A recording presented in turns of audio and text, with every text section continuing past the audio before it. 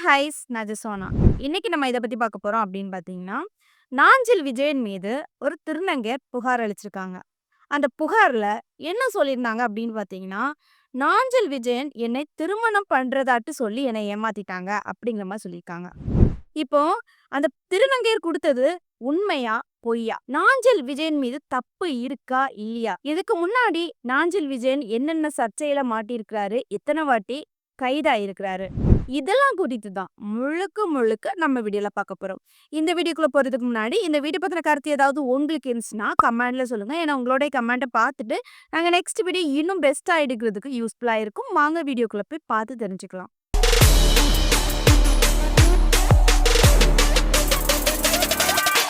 First Nanjil Vijayan மீது திருநங்கையர் புகார் அளிச்சிருக்காங்க. அந்த திருநங்கையரோட பேர் என்ன அப்படின்னு பார்த்தீங்கன்னா, வைஷு. அவங்க எப்படி புகார் குடுத்தாங்க அப்படின்னு பார்த்தீங்கன்னா, ஃபர்ஸ்ட்டு அவங்க ஒரு திருநங்கையர்னால அவங்க அ குடுக்கலாமா? வேண்டாமா? அப்படிங்கிற மாரி யோசிச்சிருக்காங்க. சரியா? சட்டப்படி என்ன பண்ணலாம் அப்படின்னு சொல்லிட்டு ஒரு வக்கீல பார்த்து அவங்கள்ட்ட பேசி என்ன பண்ணியிருக்காங்க, எல்லா விஷயமும் டீட்டெயில்ஸ் சொல்லியிருக்காங்க. அவங்களுமே புகார் அளிக்கலாம் அப்படி வாங்கன்னு சொல்லிட்டு எல்லா டீட்டெயிலுமே எடுத்துட்டு வர சொல்லியிருக்காங்க. அதே மாதிரி எடுத்துட்டு போய் அவங்க மனு குடுத்து புகார் அளிச்சிருக்காங்க.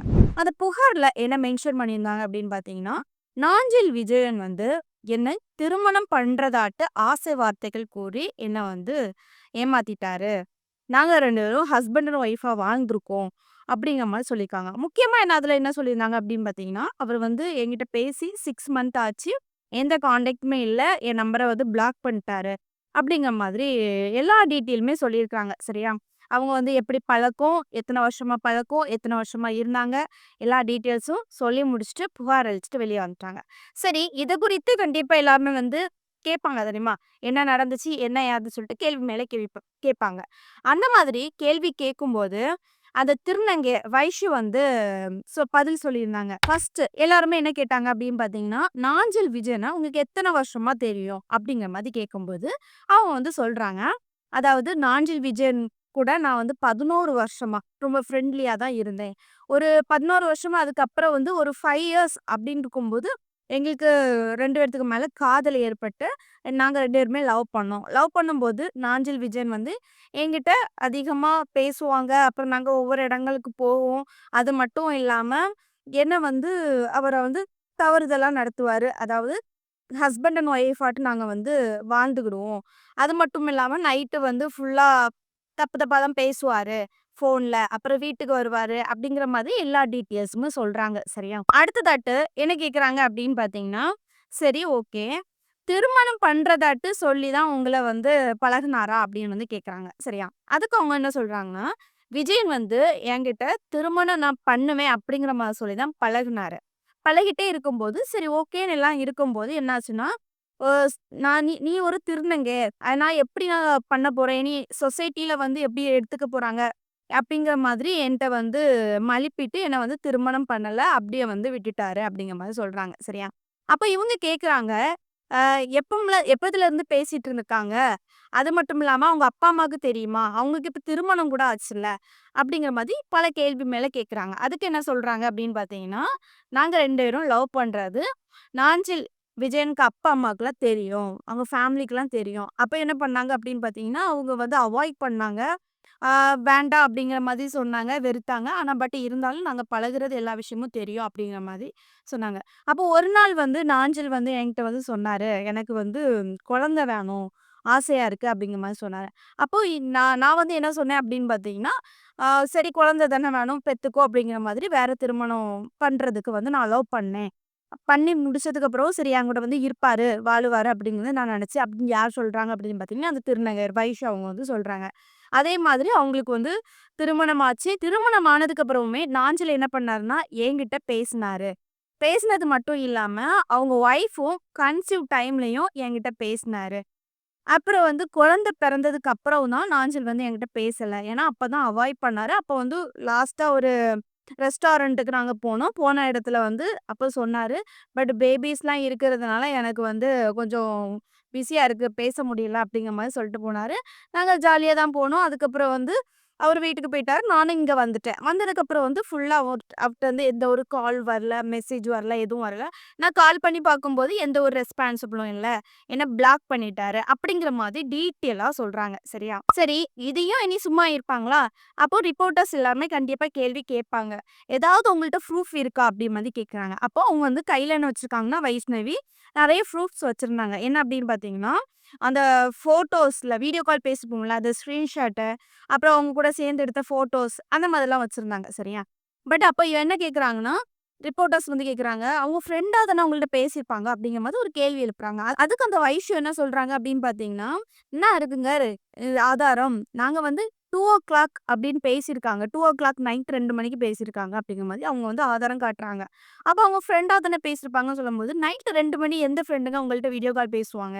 அதுவும் தப்பு தப்பா பேசுவாரு. அப்படிங்கிற மாதிரி அவங்க அடுக்கு மேல அடுக்கா புகார் மேல வச்சுட்டு இருக்காங்க. சரி, கடைசியா என்னதான் பண்ணணும் அப்படின்னு சொல்லிட்டு வைஷ்யூட்ட கேட்கும்போது, வைஷ்யூ என்ன சொல்றாங்க அப்படின்னு பார்த்தீங்கன்னா, நான் வந்து அவரு கூட சேர்ந்து வாழணும். எனக்கு நியாயம் வேணும் அப்படிங்கிற மாதிரி சொல்றாங்க. சரியா? அதுக்கப்புறம் வைஷ்யூ என்ன சொல்றாங்கன்னா, எனக்கு நியாயம் கிடைக்குமா தெரியாது. பட் ஏன் அப்படின்னு பார்த்தீங்கன்னா, ரீசென்ட்டா மாதம்பட்டி ரங்கராஜ் கம்ப்ளைண்ட் கூட இந்த ஜாய் கிறிஸ்டல்டா அவங்க வந்து தைரியமா ஒரு பொண்ணா இருந்து எல்லாமே கேட்டாங்க. அவங்க கன்சீவா இருந்தாங்க. அவ்ளோ ப்ரூஃப் இருந்ததுக்கு அப்புறமே அவங்களுக்கு வந்து இன்னும் நியாயம் கிடைக்கல. நான் ஒரு திருநங்கை. என்கிட்ட எந்த ஒரு ப்ரூஃபும் இல்ல. நான் வந்து கன்சீவாவும் இல்ல. மத்தபடி இந்த மாதிரி ப்ரூஃப்ஸ் தான் இருக்கு. எனக்கு நியாயம் கிடைக்குமான்னு தெரியல. பட் நான் அவங்கள பார்த்துக்கிட்டு தான் நான் வந்து அந்த சொசைட்டில வந்து தைரியமா போய் கம்ப்ளைண்ட் பண்ணணும் அப்படிங்கிற மாதிரி ஒரு தைரியமா வந்தேன் அப்படிங்கிற மாதிரி யார் சொல்றாங்கன்னா, இந்த திருநங்கையர் வந்து சொல்றாங்க. சரியா? இப்ப அவங்களுடைய கோரிக்கை என்ன அப்படின்னு பார்த்தீங்கன்னா, அவங்க கூட சேர்ந்து வாழணும் அப்படிங்கிற மாரி சொல்றாங்க. கூப்ட்டு பேசி வாழ்றதுக்கு எல்லாமே பண்ணுங்க அப்படிங்கிற மாரி சொல்றாங்க. அவங்கள அரெஸ்ட் பண்ணாண்டாம், எதுவுமே பண்ணாண்டாம் அப்படிங்கிற மாரி சொல்றாங்க. சரி, அவங்கள்ட்ட கேட்கும்போது, சரி அவங்களுடைய லைஃப் ஏற்கனவே வந்து ஒரு குழந்தை இருக்கு. மேரேஜ் ஆயிடுச்சு. அப்ப இத பத்தி என்ன அவங்க கூட வாழாட்டா பிரச்சனை இல்லையா? அப்படின்னு வந்து கேட்கும்போது, அவங்க என்ன சொல்றாங்கன்னா, பட் அவங்க கூடயும் வாழட்டும். நான் அதுக்கு வந்து அந்த பொண்ணோட வாழ்க்கையில வந்து நான் தடையா நிக்க மாட்டேன். அவங்க கூடயும் வாழட்டும். என் கூடயும் வாழணும் அப்படிங்கிற மாதிரி அவங்க கோரிக்கை வைக்கிறாங்க. சரியா? சரி, அவங்க ஒரு வேள வாழல அப்படின்னா என்ன பண்ணுவீங்க? அப்படின்னு மாரி கேட்குறாங்க. கேட்கும்போது என்ன சொல்றாங்க அப்படின்னு பார்த்தீங்கன்னா, எனக்கு ஒரே வழி நான் சூசைட் அட்டெண்ட் பண்ணிருவேன் அப்படிங்கிற மாரி சொல்றாங்க. பட் இவங்க பார்க்கும்போது எல்லா ப்ரூஃப் இருக்கு. அவங்க வீடியோ கால் பேசினது, என்னென்ன டீட்டெயில்ஸ் இருக்க முடியுமோ, அந்த எல்லா டீட்டெயில்ஸும் இருக்கு அப்படிங்கிற மாரி எல்லாமே வச்சிருக்காங்க. சரியா? காப்பி பண்ணி கையில வச்சிருக்காங்க.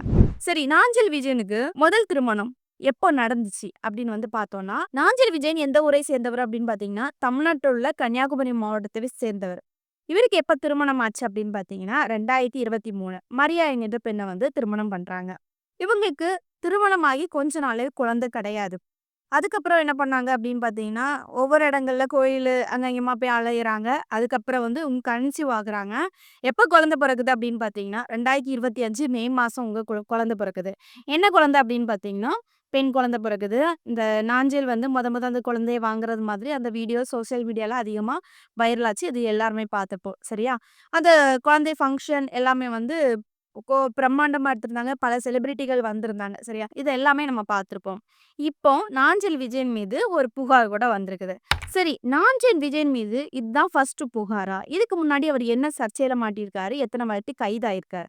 அதனுடைய டீட்டெயில்ஸ நம்ம பார்ப்போம். ஃபர்ஸ்ட் வழக்கு 2020ல நடிகை வனிதா விஜயகுமார் அவங்கள பத்தி அவதூறா பேசியிருக்காரு.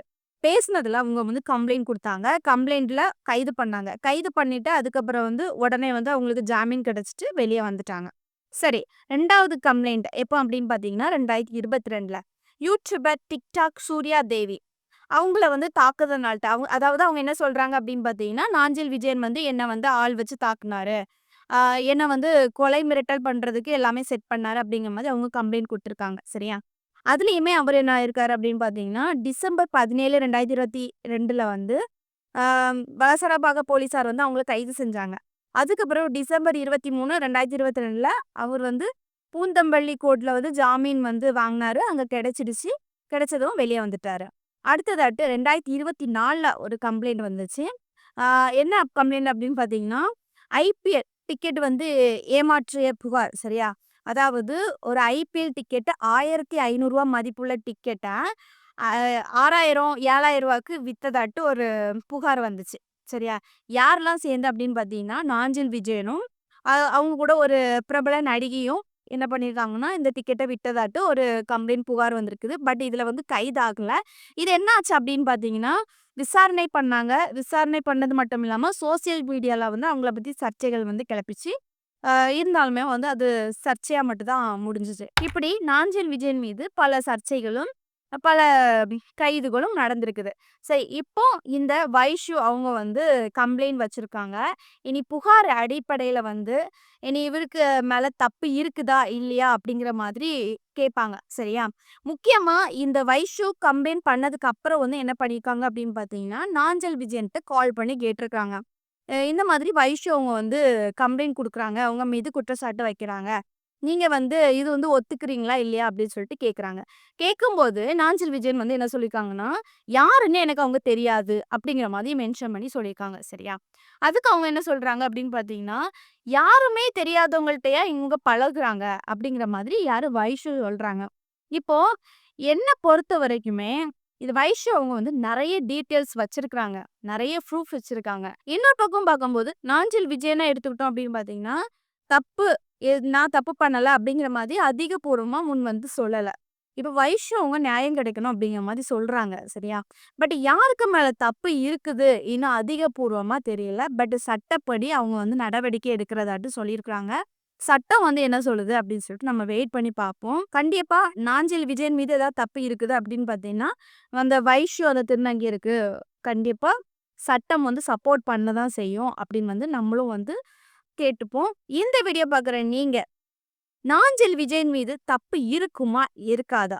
இத பத்தி நீங்க என்ன நினைக்கிறீங்கன்னு கமெண்ட்ல சொல்லுங்க. அதே மாதிரி ஒரு திருநங்கை வைஷ்யூ அவங்க வந்து கம்ப்ளைண்ட்ட முன் வச்சிருக்காங்க. புகார் அடிப்படையில ப்ரூஃப் எல்லாமே முன் வச்சிருக்காங்க.